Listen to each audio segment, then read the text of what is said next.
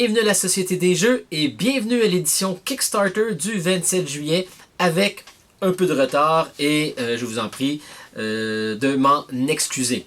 C'est un travail qui demande énormément de temps, ou du moins qui en demande énormément pour moi. Je vous ai fait une petite liste, ou plutôt un petit aperçu de 13 jeux. J'ai mélangé un petit peu de tout. On n'a pas énormément de gros jeux qui sont sortis cette semaine. J'ai pas oublié mon kiki. On va parler de Unfair. Des petits jeux, des petites présentations rapides que je vous ai faites sans trop de détails. Donc, s'il y a certains jeux que vous voulez aller voir, pour aller voir, et si c'est des jeux que vous aimeriez avoir plus de détails, s'il vous plaît, n'hésitez pas et laissez-moi votre commentaire. Donc, encore une fois, je vous remercie à l'avance de votre indulgence. Comme vous voyez, je suis en train de travailler sur le prochain vidéo qui sera de Stonebound Saga. Je suis en train de lire les règles et surtout de tout reclasser les cartes. Mais, trêve de bavardage, allons-y avec l'édition Kickstarter du 27 juillet. Et sans plus tarder, débutons par l'expansion du jeu The Unfair, un jeu que nous avions oublié d'annoncer la semaine dernière et qui nous avait été gentiment rappelé par mon kiki. Alors, n'hésitez pas à nous le rappeler si jamais vous voyez que nous avons passé à côté d'un jeu. Donc, The Unfair, l'expansion, plus de 3000 contributeurs jusqu'à maintenant ont amassé 163 000 $ canadiens sur 58 000 qui étaient demandés pour le financement. On parle d'un jeu pour l'expansion seulement de 35 $ et si on ajoute le jeu de base qui est disponible pendant cette campagne, on parle d'un total de 79 $. L'expansion du jeu Unfair, il s'agit de construire un parc d'attractions rempli de challenges à la fois humoristiques et cyniques. On y ajoute la thématique des extraterrestres, films de série B, des dinosaures et même un peu de western. L'extension donne une nouvelle vie au jeu et peut être joué jusqu'à 4 joueurs. Okay? Ce qui offrira plus de 200 combinaisons possibles. Chaque manège, attraction que vous réussirez à construire vous feront accumuler des points et si vous accumulez des sets complets d'un certain thème, eh bien, vous aurez davantage de points. Mais attention à ce que vos employés ne se fassent pas enlever par des extraterrestres. Donc, l'expansion Unfair sur Kickstarter jusqu'au 9 août. Call to Adventures. Un jeu qui me semble fort intéressant, un jeu de cartes. D'ailleurs, je ne suis pas le seul. Près de 2900 contributeurs ont déjà participé à la campagne qui est déjà financée. On parle de 250 000 $ canadiens accumulés jusqu'à présent sur un financement demandé de 45 000 $. C'est un jeu, le jeu de base se présente à 40 $ US. C'est un jeu qui est magnifiquement illustré, un jeu de table pour 2 à 4 joueurs qui se passe dans l'univers fantastique médiéval auquel on connaît, auquel ce monde est excessivement bien connu. C'est essentiellement un jeu de cartes avec une touche de jeu de rôle. C'est un jeu qui vous donne une multitude de choix. Qu'on commence soit en étant un paysan ou un noble, allez-vous vous consacrer à l'entraînement pour augmenter votre force, allez-vous partir à la recherche pour accumuler de la sagesse, étudierez-vous davantage à l'université pour votre intelligence. Vous aurez le choix de suivre la voie du héros ou celle de l'anti-héros. Un jeu que, personnellement, je suivrai de très proche.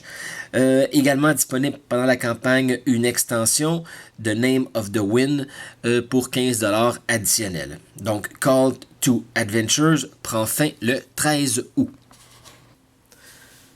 War of Supremacy, un jeu de plus de 250 cartes créé par Nathan Everett, a déjà attiré 164 contributeurs, mais il n'en fallait pas plus pour donner le feu vert au jeu.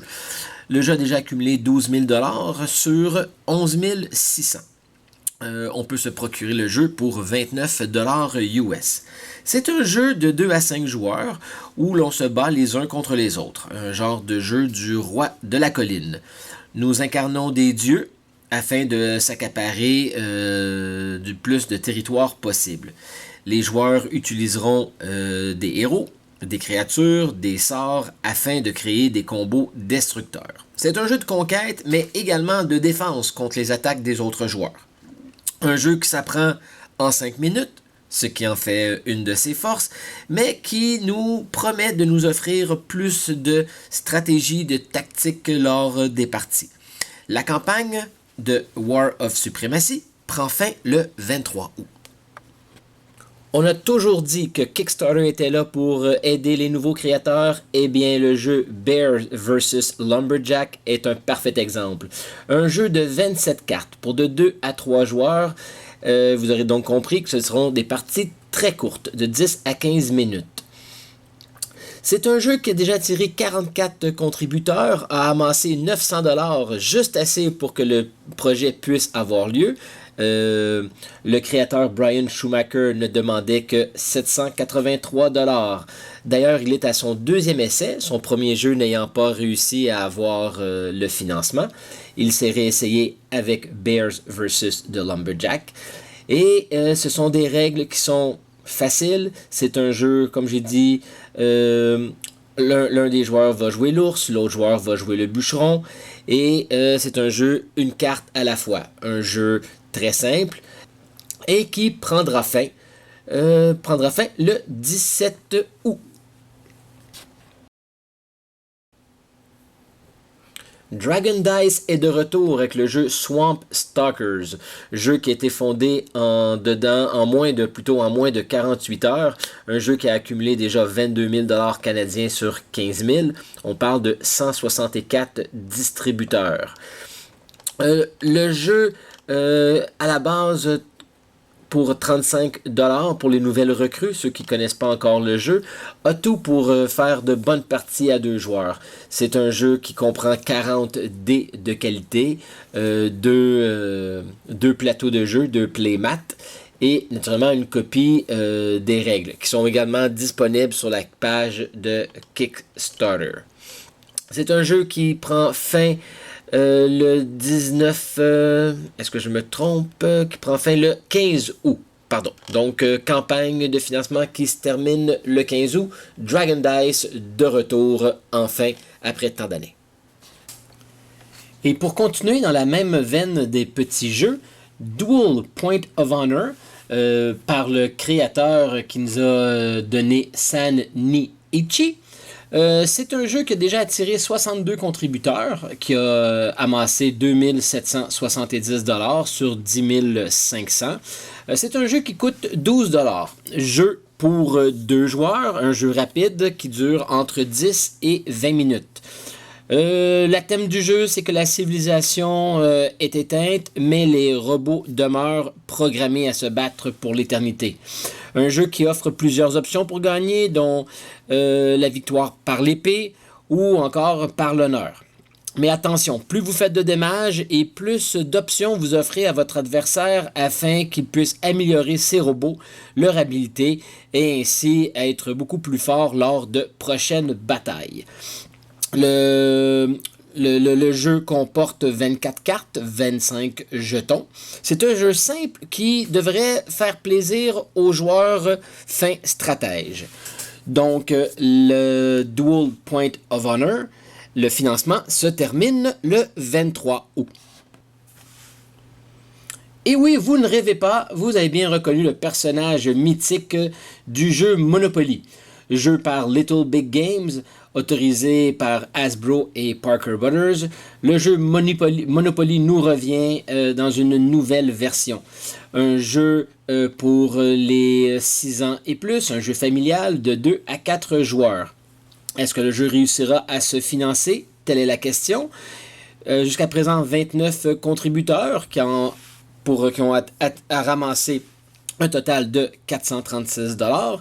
Le montant recherché est de 32 650$. La campagne de financement se termine le 29 août. L'idée du jeu est de reprendre les 5 derniers tours du jeu de classique Monopoly, règle que peu de personnes semblent savoir, et ainsi créer un jeu de cartes d'environ 15 minutes d'encan silencieuse. Ce jeu m'a fait sourire, m'a laissé un peu perplexe, mais j'avais envie de partager avec vous et de connaître surtout vos commentaires. Monopoly, est-ce qu'on y va ou on regarde ça tout simplement de loin pour le plaisir? Donc, campagne de financement, je le répète, se termine le 29 août. Le jeu Sabotage, un jeu créé par Tim Flowers qui nous revient après nous avoir présenté Paperback, Burgle Bro, Fugitif, Now Boarding, des jeux qui ont connu beaucoup de succès sur Kickstarter. Maintenant, il revient. Encore une fois, le jeu est déjà financé. Il a accumulé 90 500 $ canadiens sur un total de 65 300. Plus de 1050 contributeurs ont déjà fait partie de cette campagne. La campagne prendra fin le 15 août.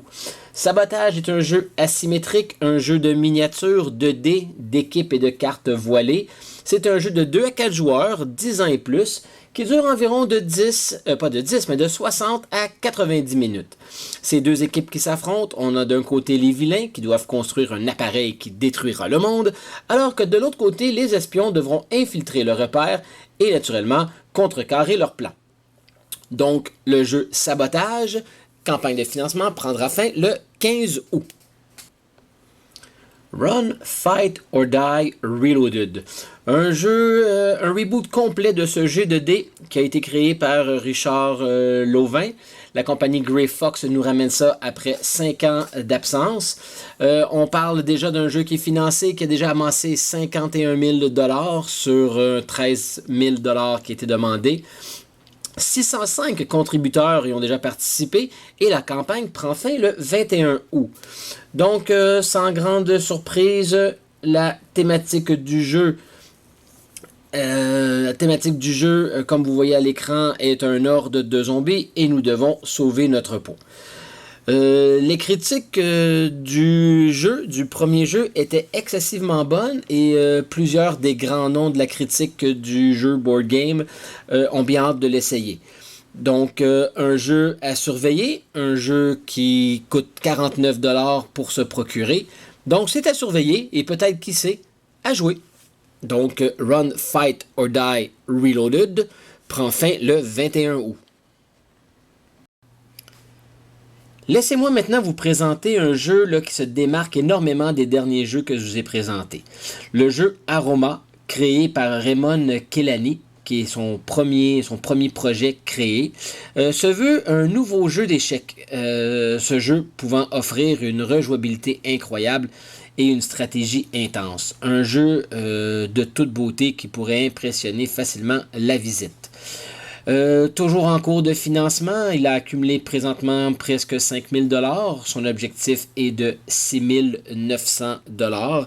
C'est un jeu qui se termine, financement plutôt, qui se termine le mois prochain, donc encore beaucoup de jours. C'est un jeu qui sera financé sans l'ombre d'un doute. Une application a également été créée pour aider à compter les points de la partie. Si l'application me dit comment battre mon adversaire, alors comptez sur moi, je serai preneur. C'est un jeu pour se faire aller les méninges, un jeu qui au départ est 53 $ canadiens, pardonnez-moi, 35 $ euros. Donc encore beaucoup de temps pour se faire une idée. Un jeu que je crois que je vais me laisser tenter et qui fera son apparition dans ma bibliothèque. Ou plutôt sur l'une de mes petites tables. Donc, à suivre. Notre prochain jeu, War of the Cross, dans l'univers de 7th, un jeu créé par John Wick. Un jeu qui a déjà accumulé 37 000 $ sur 52 000. La campagne prend fin le 28 août, donc le mois prochain. Donc, il est clair que le jeu réussira son financement. C'est un jeu de 4 à 7 joueurs d'une durée de 90 à 150 minutes. Un jeu pour les 14 ans et plus.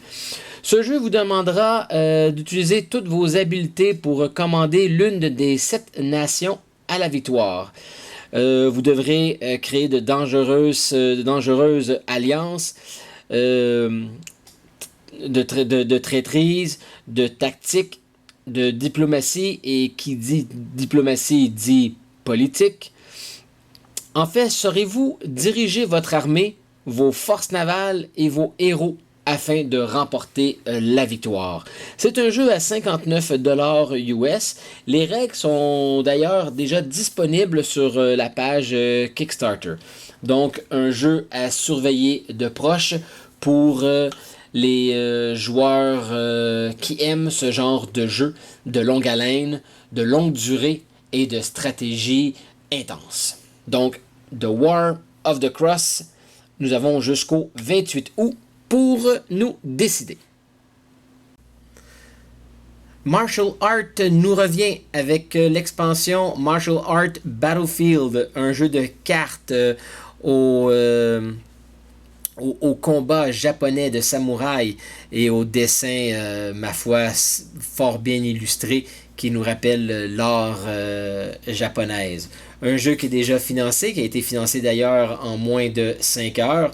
Un jeu auquel la campagne se termine le 25 août. Donc pour ceux qui ont déjà le jeu Martial Art, eh bien, à ne pas manquer, Martial Art Battlefield.